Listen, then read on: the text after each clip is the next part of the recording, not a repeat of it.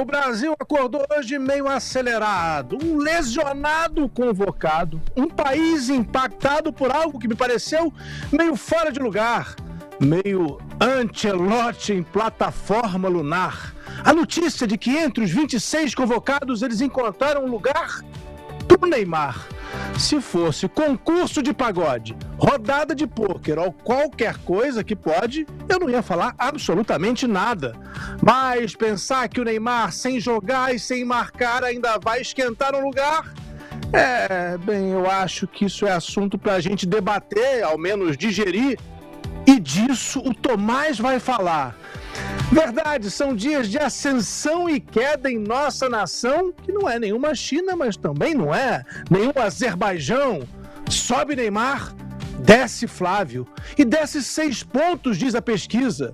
A verdade é que podia ser até mais. Se a gente leva em conta o tamanho do áudio, uma fala de irmão para irmão, 1 minuto e 31 segundos que chocaram a nação, um pedido de 61 milhões... e ele só perde 6 posições. E nessa mesma terça-feira, o 01 Bolsonaro explicou que sua aproximação com Vorcaro teria motivos. Disse que o empresário pediu a palavra final sobre como ficaria o acordo envolvendo o tal projeto audiovisual e prometeu pagamento integral. Desce Flávio, 6 pontos perdidos num segundo turno com Lula. Sobe Michele, sobe Caiado, sobe Zema, sobe Neymar. Quantos gols marcados? Deixa pra lá. E como se não se faltasse notícia, afastaram um perito da Polícia Federal que vazou o contrato da primeira-dama do Supremo Tribunal Federal. Tá certo, a primeira-dama em tese seria a mulher do Fachin, mas Viviane Bercy é a dama mais bem paga daqui, dona de um contratão digno do poder do Xandão. 129, tudo em milhão. E o abusado cidadão foi afastado por ter delatado aquilo que nenhum colegiado teria aprovado. Ora, pois, Decola Brasil 2, ou melhor, Desenrola Brasil. E nesse meio tempo, no intervalo para o cafezinho, descobrimos que lá na América, Elon Musk tomou uma baita rasteira de seu inimigo, Sam Altman. Briga de bilionários na justiça termina em fracasso para o dono da Tesla. Poderia ser a manchete, mas foi muito pior. Musk queria que Altman deixasse a presidência do ChatGPT, gastou fortuna com advogados, deu a cara a tapa no tribunal, mas continuou de fora da elite da inteligência artificial. Pois é, caras amigas e amigos da TMC, nesse mundo em que as transformações por segundo ultrapassam a nossa capacidade de processamento, e tem eleição à vista em outubro, num tempo em que a cada milissegundo descobrimos que tudo mudou novamente, e agora tem regra nova para o aposentado pegar o consignado. Nesse tempo que desafia nossa capacidade de compreensão a cada postagem do Telegram, ou a cada série do Netflix, cada novo filme do Jim Caviezel. Nesse impagável mundo novo que está começando mais uma vez o nosso programa pós-pandêmico, pós-verdade, e a Lauryn Hill vem de novo ao Brasil, pós-master, pós-cringe, o Link TMC. No programa de hoje, a gente vai mostrar o que está acontecendo de mais importante no Brasil e no mundo. Agora, que a agonia da convocação da seleção chegou ao fim, chegava a final da Copa, mas não saía a tal da lista do Ancelotti. Foi evento oficial da CBF, mas com toda a pompa de apresentação de Dia das Mães de escola primária, menos pela expressão do Mister, que virou meme, pela empolgação, ou melhor, pela falta dela, E o programa vai seguir para Curitiba, Brasília, Recife, Rio, Paris e São Paulo para falar de tudo o que está acontecendo. Messias foi humilhado pelo Senado, não ascendeu ao Supremo, mas não está morto nem enterrado. A Advocacia Geral da União, que ele comanda agora, quer declarar a dosimetria dos senadores inconstitucional. É vingança ou vida normal? A gente traz também Galípolo, do Banco Central, no Senado falando de Master. Empresários reunidos em Brasília querem uma inteligência artificial nacional. O trágico atropelamento de filha de um diplomata em pleno Ipanema. O nosso capitão Curitiba fala de reajustes salariais que foram aumentos reais. Coisas sensacionais. O craque Fabiano Fará falará de convocados e lesionados. O nosso programa traz ainda o cortejo de Lula aos motoristas de aplicativo e o anúncio da primeira carta de Leão XIV falando sobre, nada mal, os riscos da inteligência artificial. Com falação, discussão, uma delação aqui, outra ali e muita informação, tá começando mais um Link TMC, um programa propositivo e jornalístico, com ponto e contraponto, do jeito que tem que ser. Link TMC. Quem escuta, sabe. E o senador Flávio Bolsonaro, aliás, boa tarde, meninos. Rodrigo Alvarez, Tomás Rafael, nossos ouvintes. Boa tarde. Seguimos aqui para mais um Link TMC, chamando você também para participar aqui, nos acompanhar pelo YouTube, no TMC 360, também no WhatsApp 97221. Engasguei, 7221 1001. Mas seguimos aqui com as notícias do dia. Vamos agora para Brasília, porque o senador Flávio Bolsonaro falou hoje ontem, sobre as acusações envolvendo o empresário Daniel Vorcaro durante uma coletiva de imprensa. O repórter Murilo Hernandes acompanhou e traz os detalhes. Fala, Murilo. Exatamente, pessoal. Boa tarde a vocês, todo mundo que acompanha a gente aqui na TMC. O senador e candidato à presidência Flávio Bolsonaro, ele admitiu o encontro com o banqueiro Daniel Vorcaro quando o banqueiro estava em posição de monitoramento eletrônico, né? Segundo Flávio, o objetivo dessa conversa foi cobrar explicações sobre o financiamento do filme do ex-presidente Jair Bolsonaro e também para entender como é que fica a busca por novos investidores para o projeto audiovisual, né? A declaração ela acontece após o senador afirmar publicamente em outras ocasiões que essas cobranças a Vorcaro elas teriam ocorrido antes da prisão do empresário. As investigações, elas apuram suspeitas relacionadas a movimentações financeiras envolvendo o Banco Master e empresas ligadas ao grupo de Vorcaro. O caso ele ganha repercussão após a divulgação de áudios do The Intercept Brasil, em que Flávio Bolsonaro cobra pagamentos ao financiamento do filme de Jair Bolsonaro. Segundo o senador, os pagamentos previstos em contrato eles deixaram de ser feitos e Vorcaro teria alegado dificuldades financeiras, mas prometido honrar integralmente o acordo. Flávio também mencionou, durante a coletiva que a gente acompanhou, as conversas registradas em áudio envolvendo o projeto audiovisual e afirmou que pouco depois desses contatos, Vorcaro acabou preso. A gente separou um trecho, vamos ouvir. Eu fui sim ao encontro dele para botar um ponto final nessa história. É dizer que se ele tivesse me avisado que a situação era grave como essa, eu já teria ido atrás de outro investidor há muito mais tempo e o filme não correria risco. Então foi uma grande dificuldade. Na sequência, o senador ele voltou a associar Lula às investigações envolvendo o caso, citou reuniões envolvendo os integrantes do governo atual e representantes do sistema financeiro e o presidente do Banco Central, Gabriel Galípolo, e afirmou que os encontros eles demonstrariam a ausência de favorecimento ao Banco Master. Vamos ouvir. O envolvimento do próprio presidente da República, o Lula, praticamente aconselhando o presidente do Banco Master. E é por essa razão, gente, que a gente tem insistido tanto que é mais urgente do que nunca a CPMI do Banco Master, sim, porque vai ser a única forma de separar bandido de inocente. Todo mundo está vendo até agora. Além disso, hoje o portal The Intercept Brasil ele divulgou áudios entre o deputado Mário Frias e o banqueiro Daniel Vorcaro, em que o parlamentar agradece o apoio dele ao filme Dark Horse. Vamos ouvir. Só te agradecer, meu irmão. Vamos mexer com o coração de muita gente, vai ser muito importante para o nosso país, tá? Preciso de vez em quando de falar como as coisas vão andando, tá? Flávio Bolsonaro, durante a coletiva, ele ainda falou que essa semana sai o trailer do filme Dark Horse, que conta a trajetória política do ex-presidente Jair Bolsonaro. E a CMC Brasília segue acompanhando tudo de perto e traz todos os desdobramentos para quem está nos acompanhando. Pessoal, eu volto com vocês. Vale lembrar... Não, só pra corrigir, Maiara, foi hoje que ele falou, tá? Foi hoje essa coletiva. Foi hoje, né? Foi Você estava falando hoje. Vale lembrar que o deputado Mário Frias disse com todas as letras que não entrou nenhum centavo do Master e do Vorcaro no filme. E agora tem o áudio, que é o batom na cueca do Mário Frias, dizendo que sim, ele está agradecendo ao Vorcaro por ter apoiado o filme. Só tem duas possibilidades. Ou o deputado Mário Frias mentiu da primeira vez, quando disse que não entrou dinheiro no filme, ou ele estava jogando com as palavras, dizendo que não entrou diretamente da conta do Master, da conta do Vorcaro, porque tinha laranja no meio.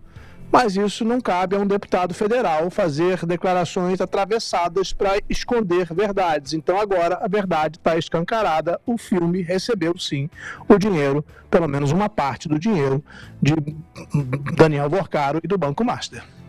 E fica difícil, né, acreditar realmente que o senador tenha ido, o candidato à presidência tenha ido conversar com o Vorcaro para dizer que, poxa, agora... se eu soubesse, né, que o dinheiro era dessa maneira, a gente teria ido atrás de outros patrocinadores, de outros empreendedores que pudessem ajudar a bancar o filme, né? Porque isso acaba... A questão é, se tivesse falado isso desde o início, a gente poderia até tentar acreditar nessa tese. Mas como a história, a cada dia, a cada nova revelação vai mudando, isso vai comprometendo, evidentemente, o autor dessas narrativas que vão mudando conforme o surgimento das informações. E, claro, por outro lado, o candidato da oposição segue lutando, sonhando, brigando, né, se manifestando a favor da CPI do Master para que outras revelações aconteçam. Como querendo dizer, eu estou tranquilo, mas será que o outro lado está tranquilo também? Por via das dúvidas, Alvarez, Maiara e amigo ouvinte, amigo internauta, amigo espectador, o melhor a ser feito para o país seria a CPI, seria que continuássemos investigando a fundo, né? Todos os amigos e vírgula, entre aspas, irmãos que o Vorcaro deve ter feito nesses últimos meses, nesses últimos anos. Gente... Tomás, a gente só entra num probleminha aí que é o seguinte: quem tem credibilidade para investigar esse caso? O Supremo tem credibilidade para investigar esse caso? O Executivo pode investigar alguma coisa? Não pode? A CPMI, os deputados, senadores, têm credibilidade para investigar o Master? Quem tem credibilidade no Brasil, gente? É um país tomado por corrupção. Daniel Vorcaro conseguiu envolver todos os poderes, da esquerda à direita, profundamente em sua trama de fraudar o país, de roubar o nosso dinheiro, que agora estão pedindo no mínimo 60 bilhões, a Polícia Federal vai ter que tirar dele de volta, ele vai ter que devolver se quiser fazer a delação premiada.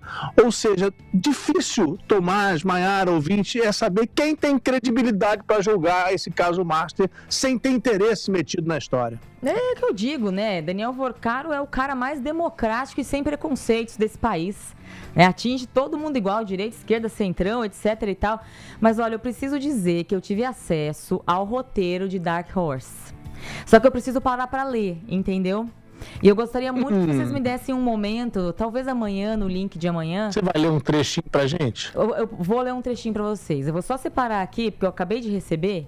Mas é sensacional, assim, pelas poucas coisas que eu pude ler aqui, é uma coisa de, assim, sério, Oscar. É Oscar. Oscar da propaganda política mundial. Total, diálogos, assim, inteligentíssimos, uma criatividade que vocês precisam, sério, de verdade. Eu vou trazer mais pra frente pra vocês. Eu quero ouvir um trechinho, você vai trazer, né? Lula, o filho do Brasil, mesmo nível, melhor? Cara, eu não lembro, porque eu não assisti. Faz tanto tempo, né? Eu confesso que eu também não vi, como provavelmente também não assistirei o Dark Horse, então talvez eu não consiga julgar para dizer se os dois são melhores do que o Agente Secreto. Isso não. Eu acho que por questão antropológica, sociológica, a gente deveria assistir o Dark Horse. Pois é, né? jornalista, vamos assistir como entretenimento. É sem pipoca, é caderninho na mão, não é pipoca. Mas tem que ver o que tem nesse filme, né? Tô curioso para ver o Jesus do Mel Gibson virar Bolsonaro. Quem vai sacrificar entre os três? 3, 2 ou 1? Não? Nossa, Eu? Tá bom, então. 2 ou 1, boa. Fazia tempo que eu não fazia 2 ou 1. Com o Mário Frias nas redes sociais, dizendo que repudia o vazamento de um material ainda não finalizado do filme Dark Horse, o filme que conta a história de Jair Messias Bolsonaro. Ele termina aqui o post dele dizendo: mas já que vazou, vai aí pro povo dizer o que acha. Quem aí quer assistir? A Mayara não ficou tão entusiasmada com o que ela viu até agora ou com a parte do roteiro que ela leu? Tem umas partes que chegam até a ser engraçadas. Eu olhei muito rápido, porque é em inglês, tá, o roteiro. Mas, por exemplo, o Adélio Bispo, o autor da facada, se chama Aurélio Barba, no filme, né? Aí, numa das cenas, vão falar com ele e ele diz assim: Aurélio, eu estive com os socialistas radicais, meu amigo. Depois, o FLP. Aí ele levanta e explica: eu estive até com os marxistas, mas eles usam drogas demais. O FLP me recrutou de volta. Eu quebrei cabeças para eles. Se algo precisa ser feito, Aurélio Barba cuida disso. Pelo povo, pela revolução. Essa é uma das falas do Aurélio. Aí a Damares, em Dark Horse, ela é vivida pela personagem Dolores. A Dolores, ela é meio assim, uma mulher meio mística, meio um negócio meio, um visual meio xamânico. Tem umas pílulas especiais. Daí diz assim, ó, vou traduzir aqui, ó. Ela entra, tira um pequeno... Ela chega onde está o Bolsonaro, né? E diz: uma febre está chegando. Aí diz aqui: ela tira um pequeno saco plástico com pílulas, não fabricadas comercialmente, rústicas, como se tivessem sido feitas em sua cozinha. Daí a Dolores fala: estas vão lhe proteger. Aí, ela lhe entrega um copo de água da mesa. Daí a Michele: não, Jair. Ele abre um sorriso, despreocupado, levanta o copo para todos e engole 2 pílulas. Ele se vira e vê que Dolores se foi. Ele olha ao redor, assim como os outros, mas ela recuou por algum beco escuro. Isso é o que diz o roteiro, tá? Daí o Bolsonaro pergunta: não tô entendendo essa parte. Pra onde? Então, nem eu. Daí o Bolsonaro fala: pra onde ela foi? E o Eduardo Bolsonaro fala: sumiu, como um fantasma. Então, assim, a Damares virou... Sumiu, desapareceu, esse cafedeus. Sei lá, meio que uma bruxa que traz pílulas pro Bolsonaro melhorar da febre, ele toma, daí ela desaparece. Eu vou trazendo aqui, mas tá engraçado, pra dizer bem a verdade, assim, eu tô dando umas risadas, assim, tem umas partes meio engraçadas ali. Não vou negar. Eu assisti o trailer que o Mário Frias divulgou agora, ele postou, né, e tá todo mundo publicar, porque ele acabou que ele mesmo liberou, disse que vazou, de fato dá pra ver que o trailer não tá com acabamento ainda, tem um som que tá muito alto, tem alguns acabamentos que você vê que não estão terminados, né, parece um pouco improvisado ali, mas dá pra ver o que eles estão propondo e tá claramente colocado ali o que no cinema hollywoodiano se conhece como a jornada do herói. A jornada do herói é uma fórmula, né, que vem há muitos anos, não só no cinema, vem da tragédia, vem de muito tempo atrás, Aristóteles já falava disso, mas o que importa aí o Jair Bolsonaro é tratado como um herói nacional, e na jornada do herói ele sempre tem um momento em que ele é criticado, que ele é acusado, que parece que vai dar tudo errado, mas de repente, por uma grande vontade, por uma grande força, por uma grande motivação, ele se transforma e transforma o mundo em que ele vive. No caso, né, o filme tenta apresentar Jair Bolsonaro como um salvador do Brasil, praticamente como um messias. E não é por acaso que vem um ator que fez Jesus para fazer Bolsonaro. A intenção é clara, a intenção do filme conduzido pelo Mário Frias é apresentar Bolsonaro como um messias brasileiro. E é isso que o filme tenta retratar. Não por acaso, o título é Dark Horse, que a tradução seria em português mais adequada, o azarão, né? Aquele que não tinha nada para dar certo, que parecia que ia perder, mas acaba vencendo.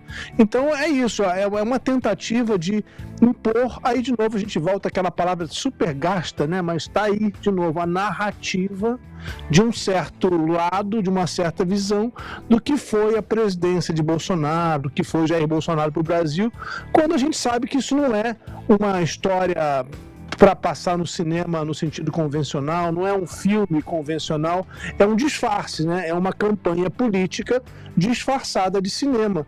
E esse que é o problema, quando você trata um certo produto de uma outra forma, você engana o seu espectador. A preocupação é quem vai ver esse filme deveria ter uma advertência no começo dizendo: trata-se de uma propaganda eleitoral. saiba que você está assistindo a uma propaganda de Jair Bolsonaro. Aí você pode ver o filme. Fora isso, você vai ser induzido ao erro por uma estratégia hollywoodiana, cinematográfica, que pode confundir, que pode levar as pessoas a uma emoção que pode ser, inclusive, falsificada pelo excesso de recursos, pelos sons, efeitos cinematográficos, que vão dar para muita gente a impressão de que trata-se, de fato, de um herói.